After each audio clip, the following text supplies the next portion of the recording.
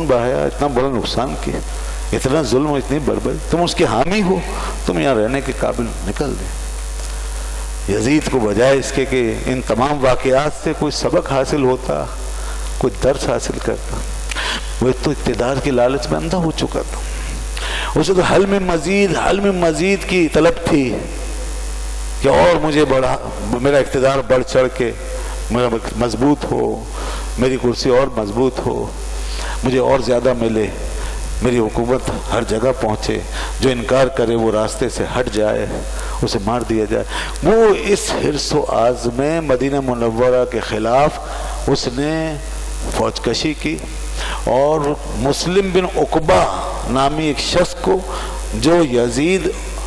اور بنو امیہ کی سلطنت کا بہت بڑا حامی وفادار تھا، اس شخص کو، اس سخت گیر انسان کو، ایک ظالم و سفاک شخص کو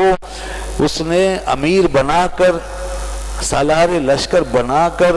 اس نے 12,000 کی نفری کے ساتھ مدینہ منورہ پر حملہ کرنے کا حکم دے دیا۔ اور یہ شخص اتنی بڑی فوج لے کر مدینہ طیبہ کے گرد پہنچ گیا۔ یزید نے اس بات کی بھی اجازت دے دی کہ جب مقابلہ ہو تو 3 دن تک تمہارے لیے مدینہ طیبہ حلال ہے، اس بات کی بھی اجازت دے دی۔ وہ مدینہ کہ جو اللہ کے حبیب نے جس کو حرم بنایا، جس کے لیے دعائیں مانگی، اور جہاں پر دجال بھی گھس نہیں سکے گا،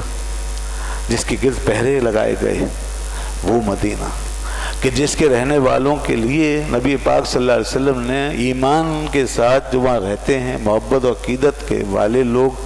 ان کے لیے رسول اللہ صلی اللہ علیہ وسلم نے بڑی حدیثیں بیان فرمائی، اور وہاں پر رہنے والوں کو دعائیں دی اللہ کے محبوب نے، اس شہر کے لیے برکت کی دعائیں،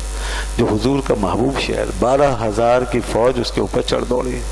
3 دن کے لیے حلال کر لیا، لوگوں کو مارا، قتل عام ہوا،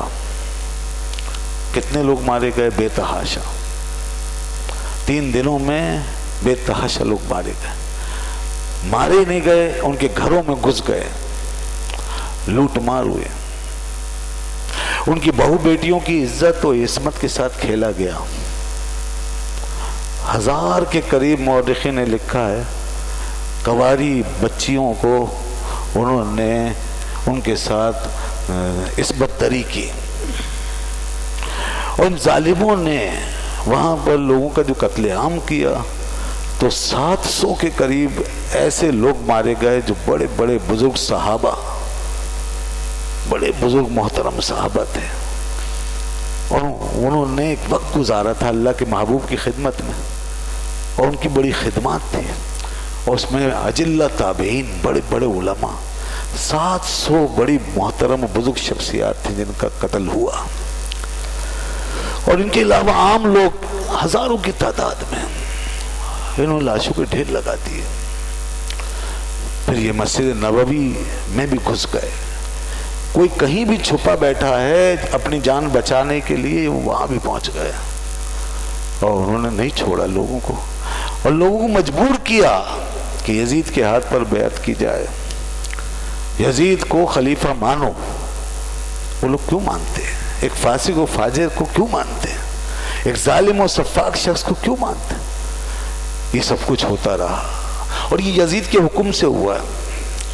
اس میں کوئی تعویل نہیں کی جا سکتی، یہاں کوئی بھی منصف مزاج جس کے اندر جو تعصب سے پاک ہو، ذرا سا بھی انصاف ہو، وہ شخص یہاں پر یزید کے اس کام کو دیکھ کر اس سے نفرت اور کراہیت ضرور کرے گا، اور اس کے اس عمل پہ لعنت بھیجے گا، اس عمل پہ وہ ضرور لعنت بھیجے گا، کیونکہ یہ براہ راست اس کا حکم واضح تھا کہ 3 دن تک تمہارے لیے مدینہ طیبہ حلال ہے، تم یہاں جو چاہو کرو، ان لوگوں کو میرا مطیع اور فرما بردار بناؤ۔ یہ سارا خون اس کے دامن میں۔ اسی دوران ایک بہت بڑے بزرگ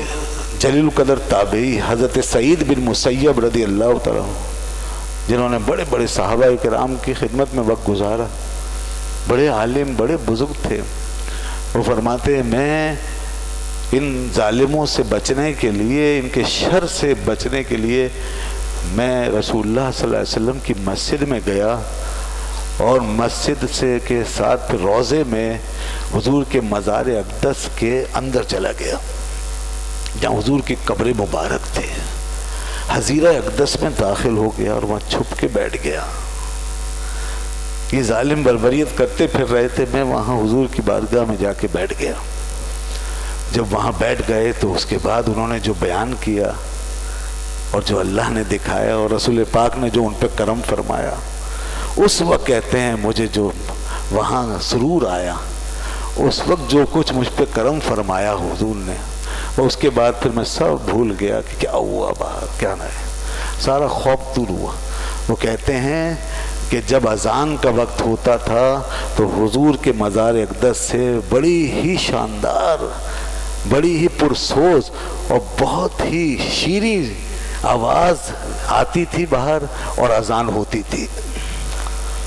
کانوں میں رس گھول دینے والی انتہائی پرکشش آواز، اتنی شاندار آواز آتی تھی کہ میں مست ہو جاتا تھا. پھر نماز کا وقت ہوتا، پھر حضور کی قبر انور سے نماز کی آواز آتی تھی. مجھے 3 دن تک اذانوں نمازوں کا پتہ اسی طرح چلتا تھا،